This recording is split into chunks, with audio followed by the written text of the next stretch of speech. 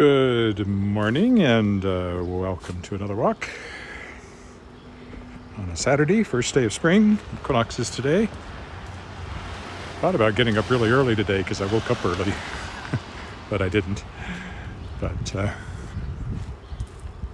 we're going to walk along the creek again, but I'm going to walk along the north side and come back along the south side, so kind of reverse direction to what I've done before, if you've been along on one of these walks.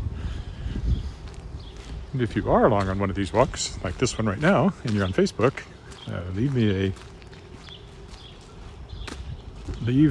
a comment so I know you're watching. I can see Facebook comments.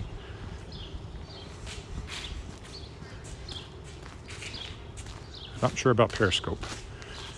Not even sure what this looks like on Periscope or what happens, but it's about 7 degrees today to start spring. Kind of gray and cloudy, but my knee is sore again. Kickstarter. I always start by talking about the Kickstarter for Shapers of Worlds Volume 2, anthology featuring authors who were guests during the second year of my podcast, following up on the successful Kickstarter of Volume 1 last year. And it's going well. It topped 60% yesterday, $9,000 Canadian, of the $15,000 I'm looking for. So hope that will continue. Hopefully we get to 2/3 here pretty soon. Some new backers rewards today from Australian author Jeremy Shaw. He's offering at the $200 level one-on-one consultations with him about publishing advice, writing advice, whatever you want. He's a prolific short story writer. His first novel, Stormblood, just came out from Galance, first book in a trilogy. And he's the former editor of the Hugo Award-winning Starship Sofa. So that'd be a good thing. He's also offering some book plates at the $50 level. And his Tuckerization using your name for a character in his story is still available at the $300 level. So if you haven't checked out the Kickstarter, please do. 24 stories, 18 brand new, 6 reprints will be in it. Award-winning authors, bestsellers. It's at tinyurl.com/Shapers of Worlds 2, Arabic numeral 2 on the end of that. And it goes through April 8th. If it funds, the book will be out this fall sometime, depending on how quickly authors get stories in, how quickly I get them edited, how quickly a whole bunch of things happen. But last year I had the Kickstarter version out by September, and the commercial ebook release came out in September as well, with the commercial print release a couple of months later, because of the way I did the print. I haven't decided yet. Last year I did a 1,000 copy run, and it went out through a distributor that I piggybacked on another local publisher, Radiant Press, for that. I've seen my first royalty from that, and they sold, in the first month it was available, 100 and some copies, which actually sounded pretty good. Those are probably bookstore sales, which means there's always a threat of returns. Returns are where the bookstore sends the book back for a full refund. It's the only market where that can be done. And then the publisher ends up having to eat that cost, so returns are always a concern. But anyway, they're certainly selling some. On the other hand, I can't help but feel that perhaps if I'd done my usual print on demand, where they would be available, would have been available in print at exactly the same time as the ebook, if I might not have sold more that way, because the print copy is still available through Amazon, any online bookstore, and bookstores can still order it. Ingram, which does the printing for me, Ingram Spark it's called, is a distributor, and bookstores can order from it too. So we'll see what I do this time. Yesterday it was like 20 degrees, and now all the snow is gone up there. Still ice on the creek though.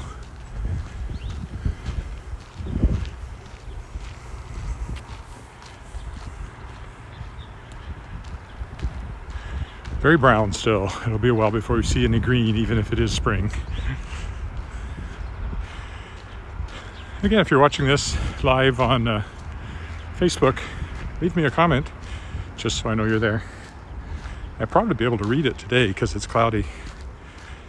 Bright sun makes that difficult sometimes, not to mention my eyes. We're going to stay on the creek this time instead of crossing the footbridge. We'll go up the right side of the creek. I haven't walked along that part of the dike since I started doing these.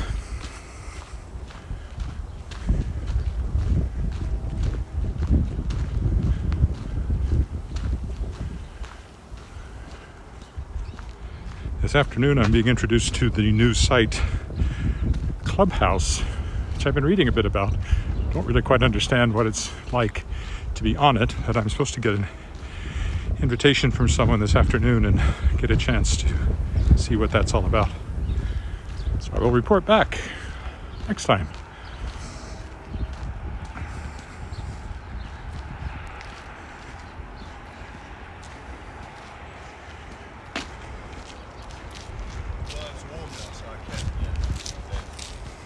Morning. Hello.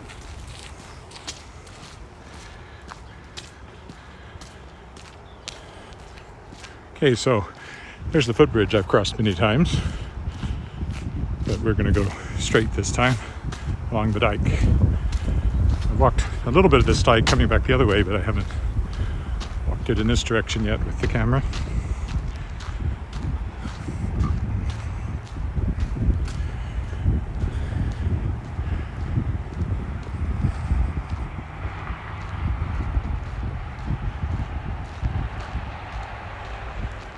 Did I say what temperature it is? 7 degrees Celsius?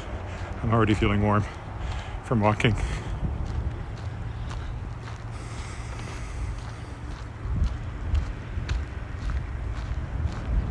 There's the creek still looking quite wintry, but it's getting very thin now.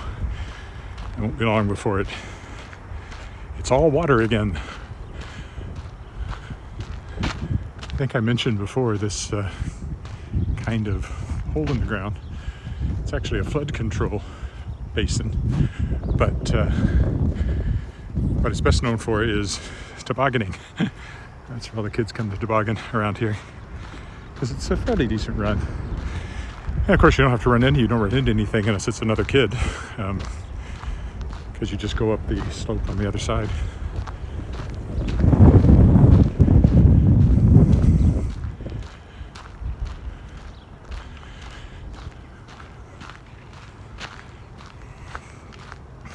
I also got some nonfiction work to do this weekend. When you're a freelancer, weekends aren't noticeably different in some ways than any other day. Just more non-writing stuff to do, but I still got writing stuff to do. Because this will be our grocery shopping day and that sort of thing as well. My daughter works on Saturdays, so it's actually her biggest work day at the dance studio that she works at. That's when lots of kids coming in for their lessons. Some open water by the culvert down there.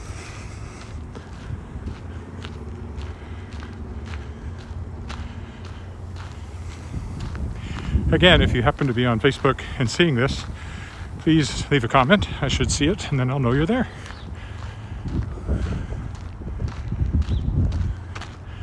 And if nobody's watching, that's fine too. What I will do is what I did yesterday. There was quite a bit of buffering, and in fact I lost the YouTube stream entirely. It just went down, which hadn't happened to me before, but Gabe, the walking commuter on YouTube that inspired all this, he walks around Manhattan, gets tens of thousands, well thousands anyway, of views. He mentioned in his walk yesterday, when I caught a little bit of it, that sometimes the YouTube feed fails, and that's exactly what happened. What I'm going to do is still stream this live to YouTube as I am right now, even though live watchers on YouTube are few and far between. And then it is also saved on the phone, and I will upload it later and then replace the archived live stream with the high definition stream or actual recording, which looks way better. My walk around Wascana Lake yesterday, if you haven't checked it out, it looks really nice. And then I'll delete the archived live stream so that the recorded version is all that remains. Since I walk as I talk, and I talk about writing and stuff, this is kind of a vlog, video log. It's an ugly word, V-L-O-G, vlog. There doesn't seem to be a better term for it. I do want, when it goes up on YouTube, to stay intact without buffering. Hello, Cheryl. No, Gary.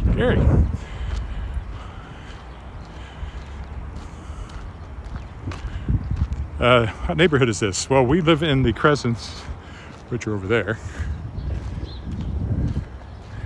So this is really Cathedral, I guess. It's the name of the neighborhood. And we'll go around the bend here, which will take us to the Elphinstone Street Bridge.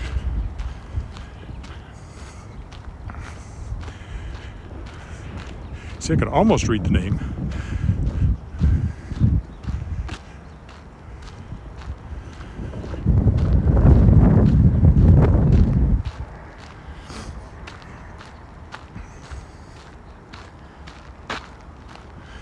Yeah, it's just, I was looking at my videos, and it's just a little over a week ago that I did one of my first ones in the snow. Everything was white. Still looked like winter because we'd had a late snowfall. And that's been disappearing quickly. And after being 20 degrees yesterday, which is about 68 for you non-Celsius types, certainly anywhere the sun could hit, it's mostly gone. Still patches of snow, and there's a bit more shade. As I said, as you can see, the creek is still frozen, and there's ice and snow still on the far bank where it'll be shady. But going this way, just good, honest gravel.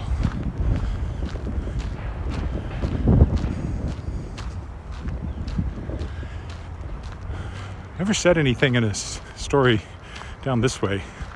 As I said, walking around the lake, I've used Wascana Lake in a lot of books. One of these days I'll walk down to the warehouse district and go by our favorite brew pub, best one in Canada, Bushwhackers, Bushwakkerer, if you're looking it up online, which is, nice pedal there.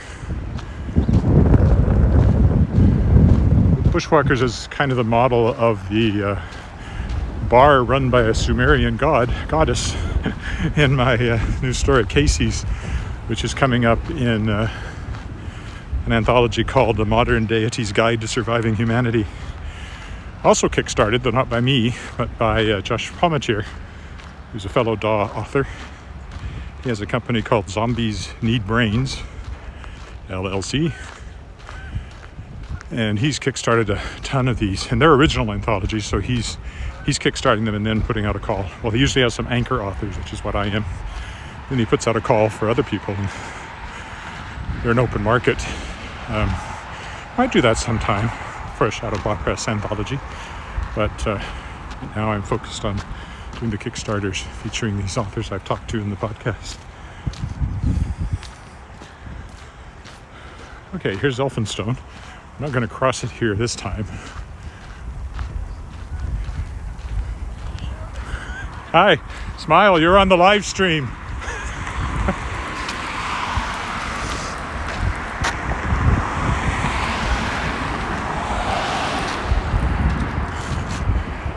I'm doing my live stream walk, so this is a live stream at the moment.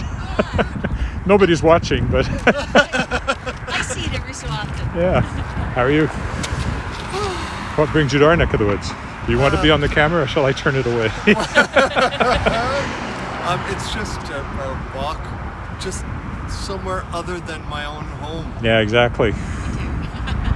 So I don't know if you when you're doing your video, do you have a gimbal like this? Yeah, They make a big difference, don't they? They do, huge. Yeah, the first time I did this, I carried it around.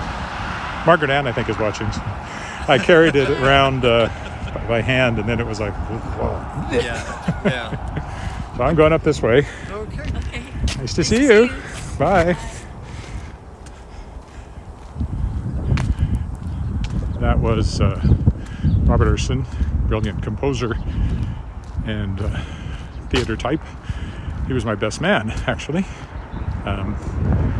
And he's artistic director for Duke with Class Young People's Theater in town. So my daughter worked with him a lot because she was a member of that company, and she also took voice lessons from him. And so I've known him a very long time. And Virginia Wilkinson, who's with him, I've known her a long time too. She's also been involved with lyric, and she's on the Do It Class board, and she lives not far from us. So it is a small city, so at least one time out of 10, somebody you run into on the street is somebody you know. Like yesterday or the day before, I ran into Chris Duick, who's the theater teacher at Luther College High School.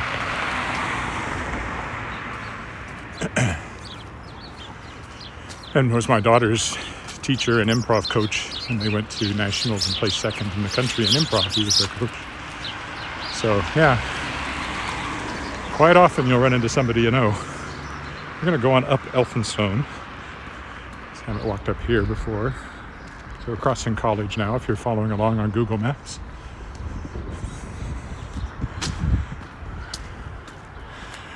And Rob has directed me in many a show, and we've sung together, and he's accompanied me. From the theater side of my circle of acquaintances and friends, because indeed, besides being a writer, I am a performer. I've done a modicum of professional theater work, way more just for fun. But I've done a couple of shows at Globe Theater here, and did some touring with Prairie Opera out of Saskatoon.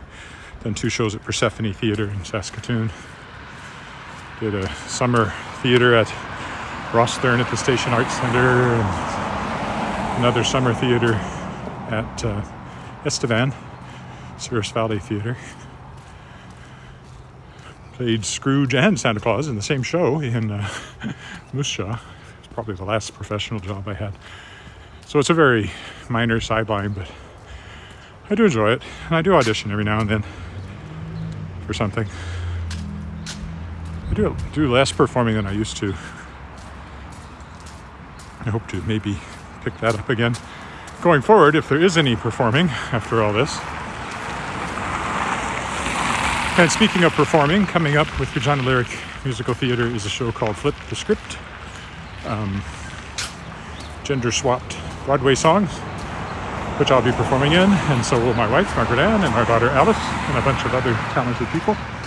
And you can get tickets at reginalyric.com if you're interested in that. It'll be an online show, obviously. I think I will go ahead and cross, and then we'll go down the other side of the 15th. Because I haven't walked down this side before.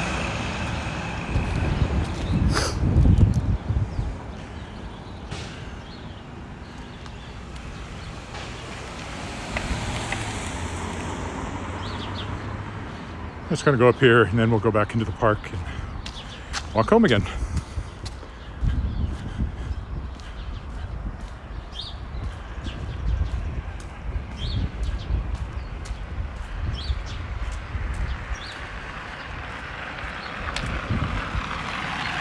So far, only one comment on Facebook. So I don't know if there's more than one person has tuned in live or not. If you are there, if you just leave a comment and say hi, I'll know you're there, and I can say hi back.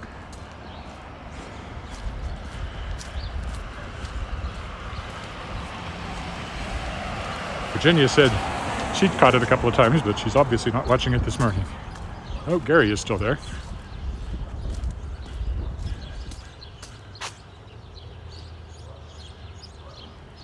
Making you homesick?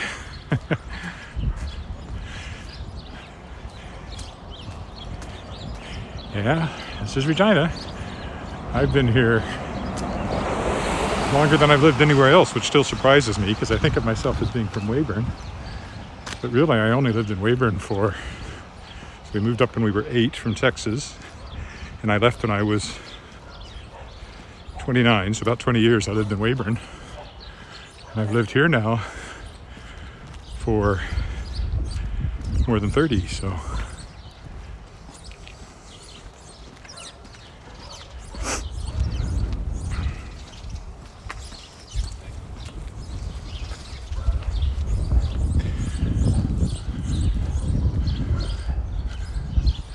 I moved here in fall of '88. So when it comes around to fall this year, I will have been here for 33 years. But I still think of myself as a Weyburnite who lives in Regina most of the time.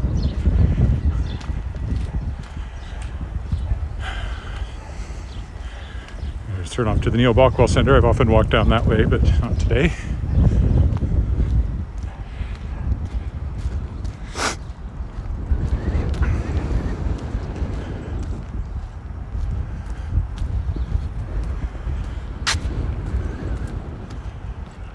Dog walkers out, as there always are in the park.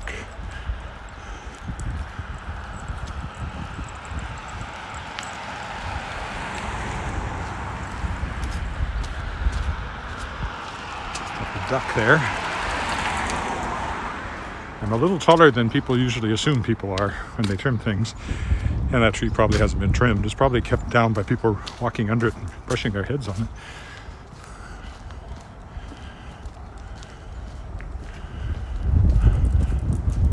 So walk up here to Pasco, then we'll go down the west side of the park here, and then go back onto the path and back down along the creek again to get home. This is what these streets I'm passing look like.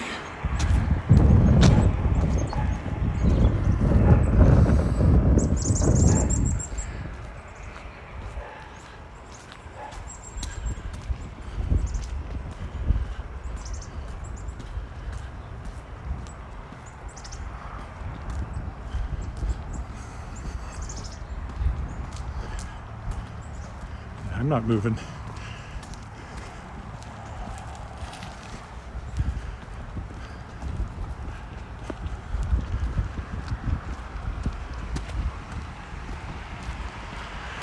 Scavenger, I think, on the bike,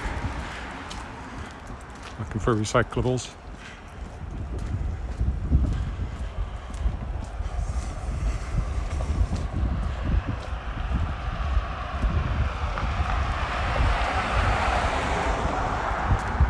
I mentioned in my new book, The Tangled Stars, my main character, Cooper Douglas, is a bit of a scavenger and salvager. He calls himself he does legitimate salvage.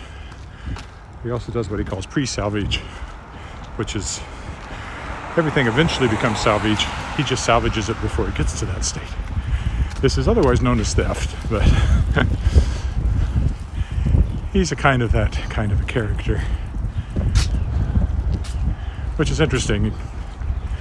Never quite written somebody like him before. I hope it all works. I am struggling with the story, but I'll get there. I'm about I don't know how long it's going to be, so I can't say how far I am through it. 14 or 15 chapters. I know that. Long way to go yet.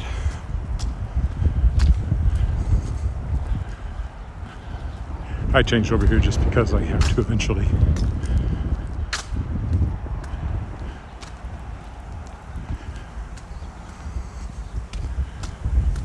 Les Sherman Park, it's called. I don't know exactly who Les Sherman was, but it's his park. Probably a sign I'm not really from Regina. I probably would know if I were a real old Regina type.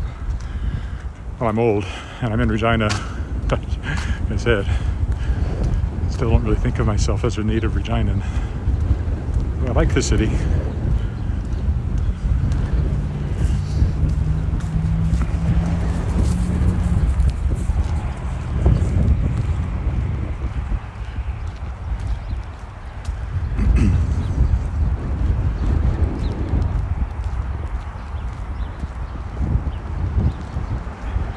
Darn shoelace is threatening to come untied again. It's awkward tying it with this, but not impossible. I'd have to put this down and give you a lovely view of the sky, probably. Which is cloudy today. It's been bright blue the last few times. Mostly, but not today. So it's not raining or snowing. Got a dog walker.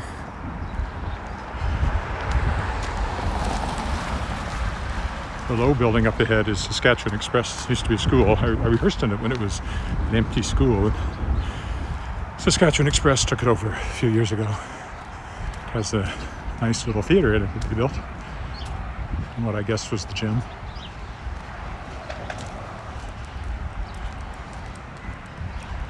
So they offer dance classes and musical theater classes. And of course they have Saskatchewan Express, which is a touring performance company of young people, but obviously they weren't doing any of that last year. And they won't be doing any of that, at least to begin with. We'll have to see how things develop as the vaccines continue. Apparently we vaccinated 125,000 people in Saskatchewan out of a population of 1 million. I'm one of them. I got my first shot last week. The AstraZeneca one. Absolutely no reaction, not even a very slight sore arm, but nothing else.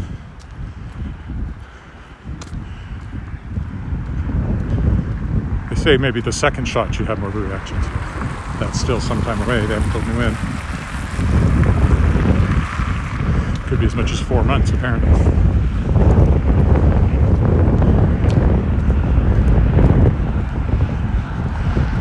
Concern walking back this way. I just remembered there was a huge puddle down by the ball field.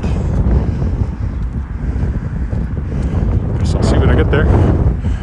Over there is the airport. Buildings across the street there. That's Louvain Drive over there. Feel the wind, you can probably hear it. I've got that little cotton wall under the mic, but I'm sure it's still making wind noise. Because there's nothing out here to my right where the wind's coming from, except prairie.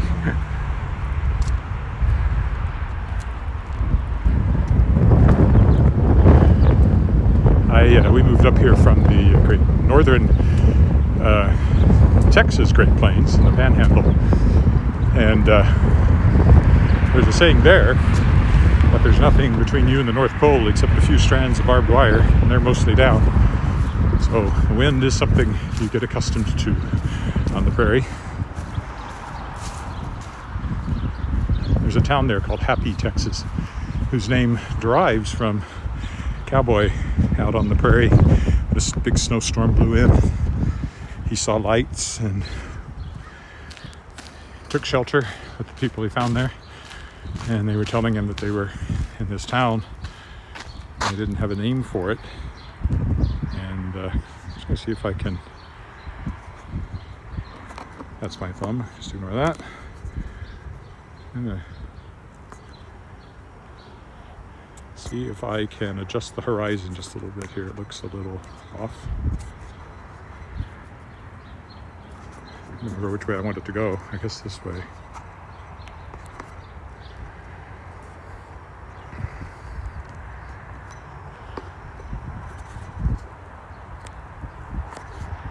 That help? Really didn't.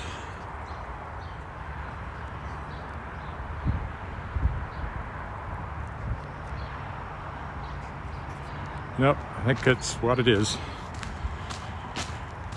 Try to balance this when you start out, and it looks good, but yet I keep finding that the horizon slopes a little bit. Anyway, so he said, why don't you call this town Happy? So they needed a name for it because I sure are happy to see its lights when you're stuck out on the prairie in a snowstorm. So Happy, Texas, which is not too far from where we used to live in a little town called Tulia. Closest bigger city would be Amarillo. Tulia was about 50 miles south of Amarillo. And we'd also lived in Lubbock, which is another, 75 miles or 100 miles south of that, probably 75 or so. Because my dad taught at Lubbock Christian College, and then he taught in the public schools in Tulia. And then he got hired to come up to Western Christian College, then in Weyburn, North Weyburn, really, the airport, old airport buildings, the old Commonwealth Air Training Command buildings. And he taught there for the rest of his career. When the school moved to Dauphin, Manitoba, he stayed in Weyburn and lived out the rest of his life there. And then the school did end up in Regina before it finally folded a few years ago. So my high school alma mater is gone. Last time I was in Weyburn was for my 40th high school reunion in 2016. So I'm class of 76, although I had not quite turned 17 yet when I graduated. I was a bit ahead from having a summer birthday and also from having skipped grade 1. Well, there's a big puddle over there. The puddle in front of me is at least smaller. But I don't think there's any way to get around it that's not wet. Maybe I'll have to go out here. This looks a little wet. And it is, but if I walk slowly, maybe I can go around without getting my feet too wet. They're already a little wet. Even from this attempt, I should have worn my boots, so this is getting worse. I might as well just bite the bullet and go through here. Yuck. Well, that's literally just put a damper on the walk. Now my feet are soaked in icy water. Yay me. Oh well, it's just water. I'll remember that next time I come this. Well, I did remember it this time, but it looked like it was going to be okay. Should have backtracked further. Oh well, that's the perils of walking in the spring in Saskatchewan.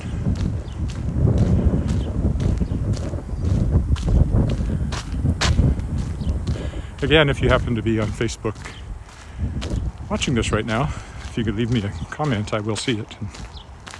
I don't think there's any way to do that on YouTube unless you have way more followers than I do, or viewers.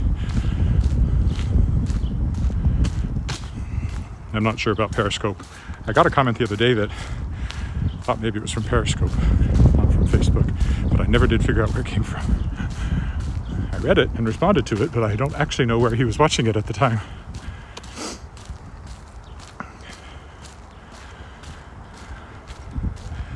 Well, the water in my shoes is at least warming up, so it's not staying cold.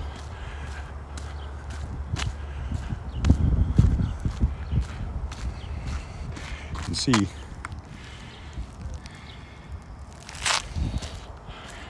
quite wet. That was for my wife, who may be watching this on YouTube. Not to worry, honey. I will survive.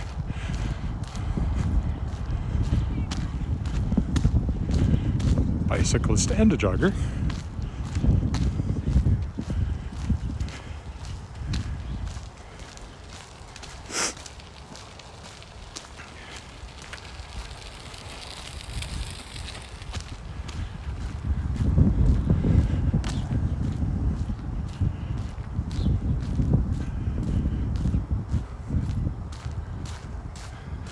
The shoe's almost but not quite untied, so for the moment I can leave it.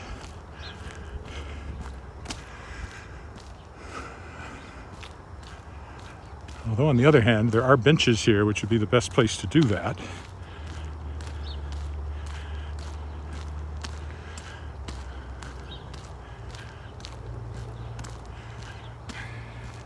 Still, I don't think it's any different than it has been for most of the walk, so we'll leave it and struggle through. These things are sent to try us.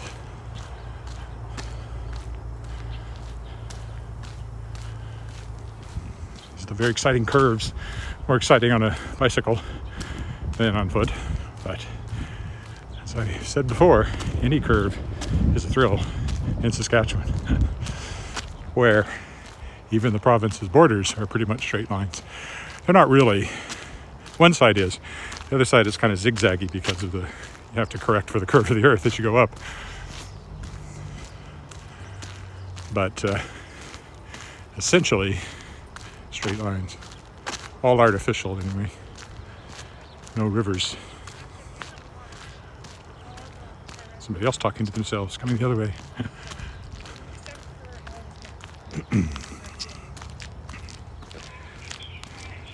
Yeah, she's 72.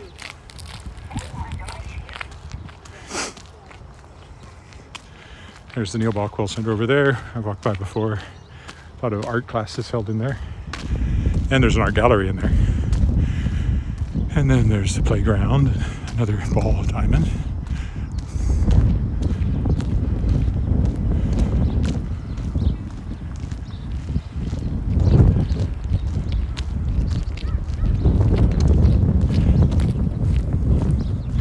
So coming back to this footbridge, which I've always crossed from the other direction up until now on these walks.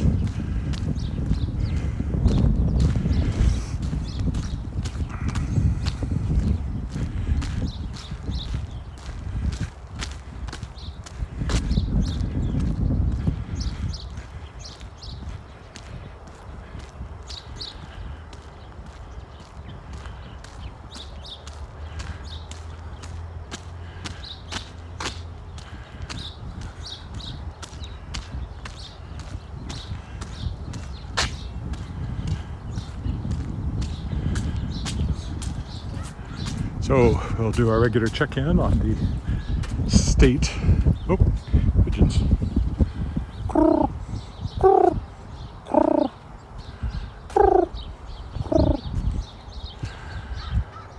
These are not vultures.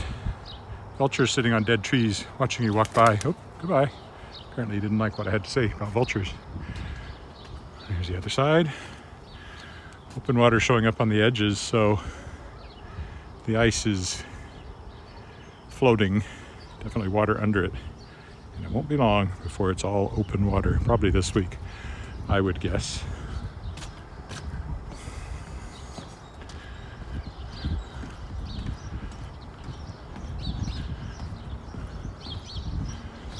All right, back onto the bike path.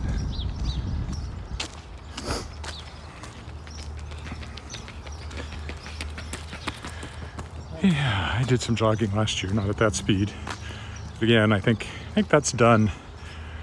I don't think my knee wouldn't let me do it.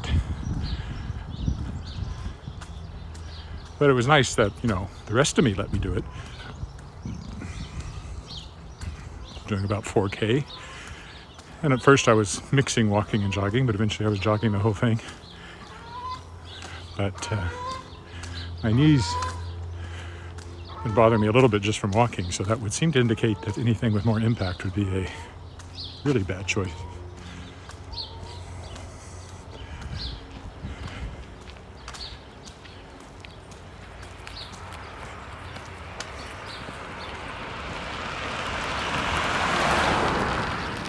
Morning.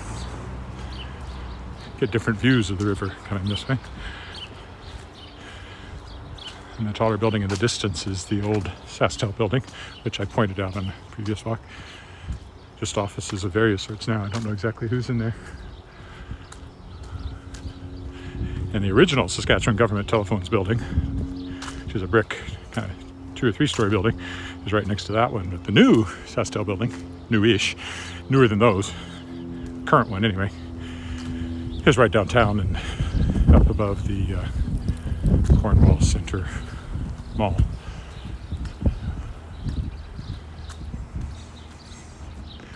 Oh, I'm getting warm.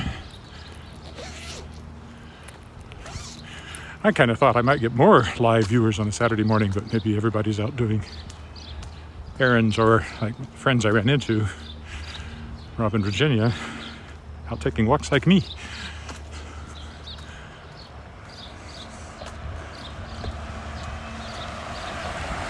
And again, if you wonder why I do this, we were inspired by a fellow called Walking Commuter, you can find on YouTube. Gabe is his name, and he walks around Manhattan all the time, apparently. I know he has a job because he's a commuter, but like yesterday there was a 3-hour walk in the afternoon, and usually there's an hour and a half in the morning during the commute time. He does special walks at other times, but he gets money. People will give him money as he walks. And I'm not in a point that I can make money walking, but I can make exercise. And this is a vlog, as they say, a video blog where I talk about writing and whatever's going on. So who knows? Maybe someday one person will buy a book or kick into my Kickstarter because they saw one of these, and it will all be worthwhile. The real reward is the exercise. Oh, I see a couple of snowshoe hares over there on the other side. I think that's a horseshoe pit there. Maybe? Yeah.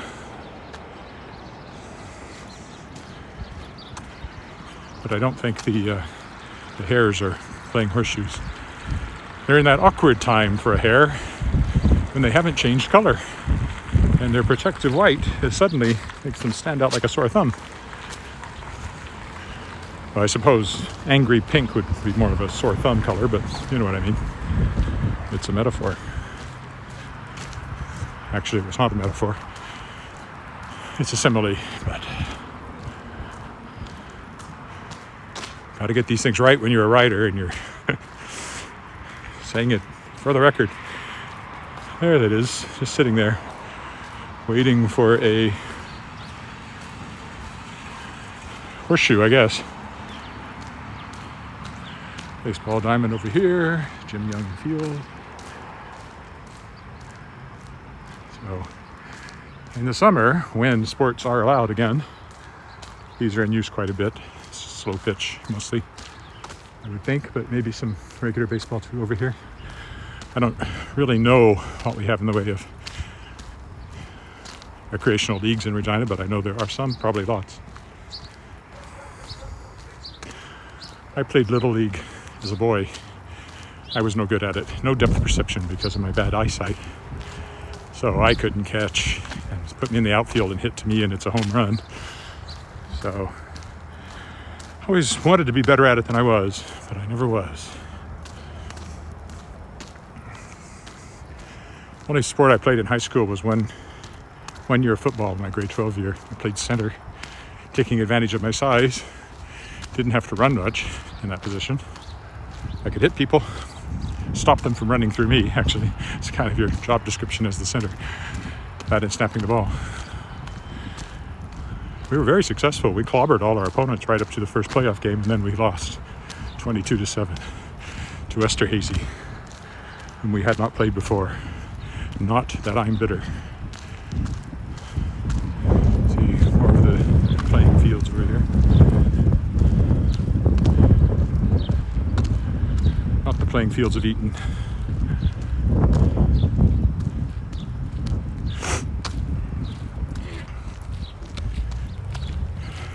Burning.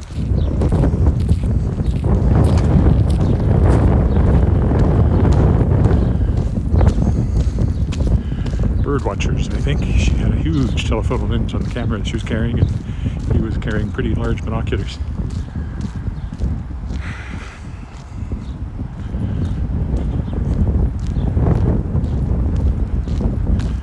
So I walked down this path before, but going the other direction. More baseball diamonds.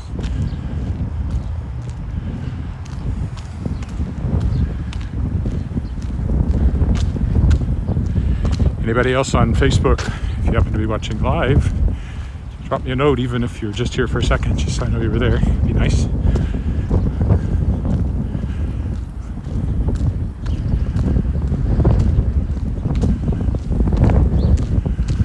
I talk to myself, but I never listen to me. Thank you. That musical number is from Paint Your Wagon, although that's not the original words. It is, of course, I talk to the trees, which I could do here. Hi, tree. But they never listen to me.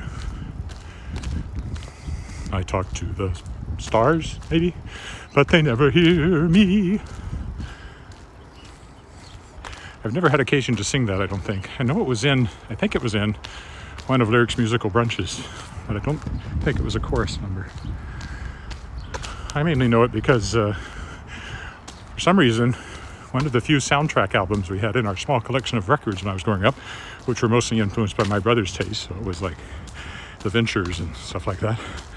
Sgt. Pepper. I listened to Sgt. Pepper a lot because it had the lyrics printed. Except when I first started listening to it, I had no idea it was the Beatles. I thought it was an actual group called Sgt. Pepper's Lonely Hearts Club Band. I don't know when I discovered it was actually a Beatles album.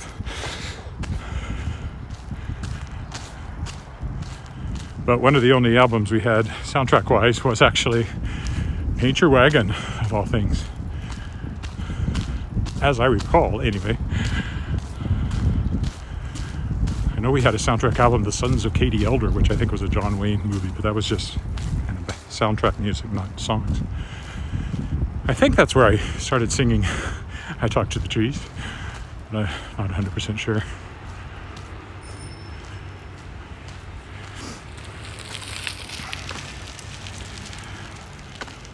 My first memory of the Beatles is listening to She Loves You, yeah. Or She Loves Me, yeah, that's it, She Loves Me, see? I'm terrible. Forgetting that, the lyrics are so complicated, that's my excuse. She loves me, yeah, she loves me, yeah. That one.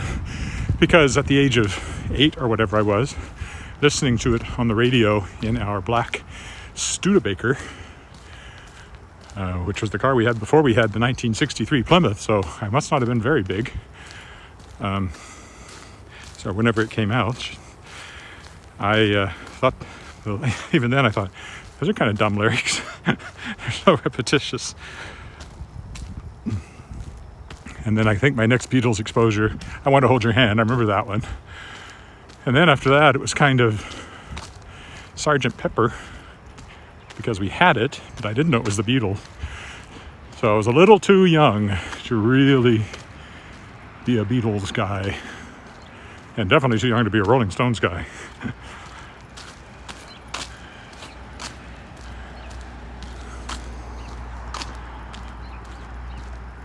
In fact, I kind of started really listening to pop rock not until I got to university. I had a roommate with a record player, and I started buying records. And I was a member of the Columbia Record Club for a while. I still have some of those. We do have ways to play vinyl, but it's in the basement. It hasn't come out for a long time. I got it. I was like one generation too early. I got this. It's a nice record player. And you can burn directly to CD, which is okay. But of course, what you really want now is not to burn to CD, but to digitize it and play it through your phone. And there's probably, with the right connections, I'm sure that could be done, but I've never made the effort to do it. I should. We've got a lot of records that are just sitting around, possibly warping, and should be preserved because we paid for that music. Okay, going across the familiar bridge, back across the river.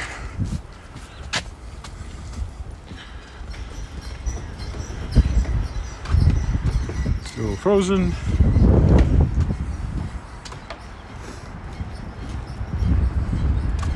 This time I think I'll just retrace my steps and walk along the dike again, okay?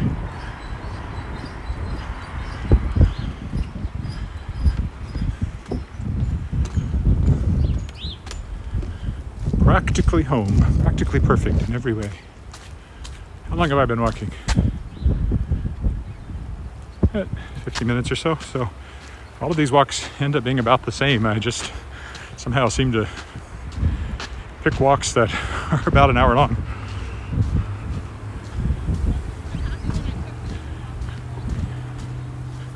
I still have coffee waiting for me at home. It's still morning. I can still have coffee. I guess you can have coffee anytime, but morning coffee is better, I think, than afternoon coffee. I don't know why. It just is.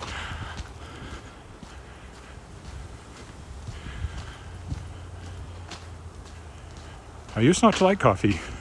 My gateway drug to coffee was lattes. When we got our first kind of specialized coffee shop downtown called Roca Jack's, it became a go-to place. I started getting coffee with, lots of milk and sugar, basically, is what I like. And then from there, I became much more of a coffee drinker. Still like my iced tea. over there at the river.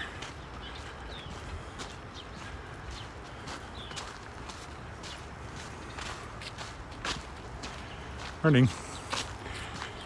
And occasionally hot tea, but I've become much more of a coffee drinker when it comes to hot drinks. Whereas I used to always ask for tea and not coffee. I take the coffee now. But it has to be decaf after a certain time, or it does keep me awake.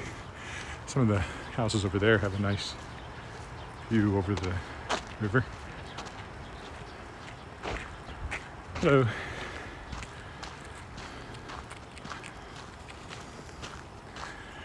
Definitely thin ice. Here's our stairs back down onto Retallick.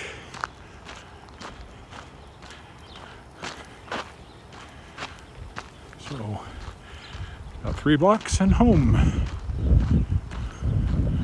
Home is where the heart is. Home is also where the cat is, and the wife, and the daughter, and my computer. And all my stuff.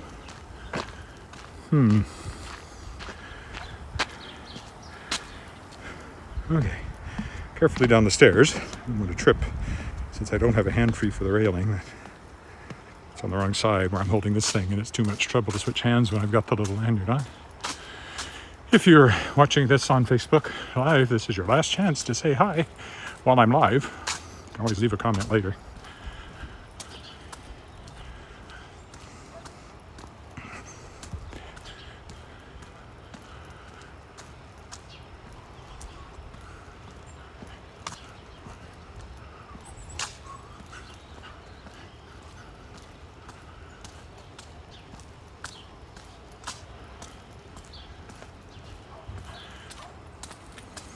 And I'll do my traditional stop at the stop sign up there.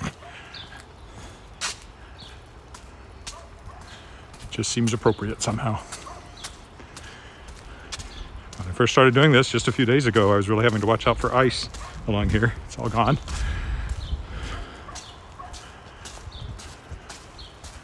Soon we'll be wearing a jacket. I probably could have gotten by with just my sweater today. By the time I'd walked 3 or 4 blocks, I was warm enough. Shorts weather is coming. Yesterday you could have done it when it was so warm, 20 degrees.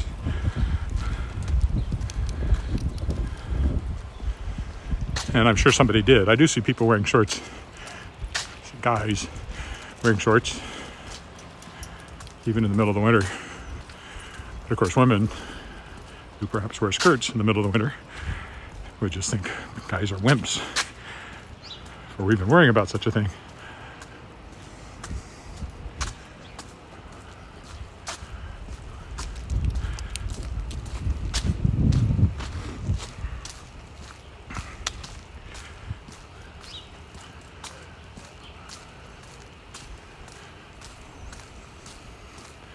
One more block after this.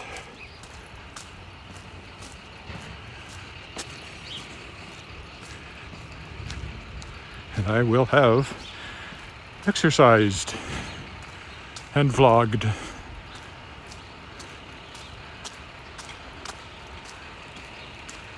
Very shortly we're going out for grocery shopping and that sort of thing.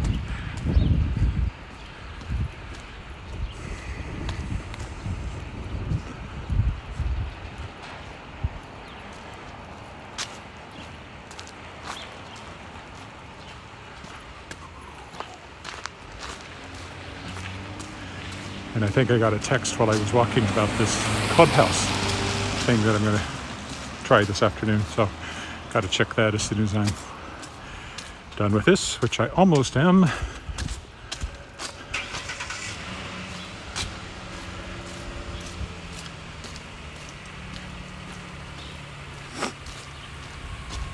Here comes the stop sign on Angus Crescent.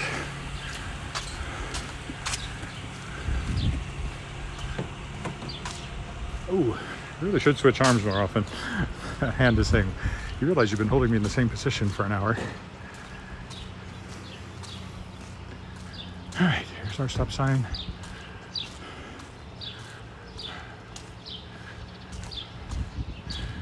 I will take its advice. So, thanks for watching.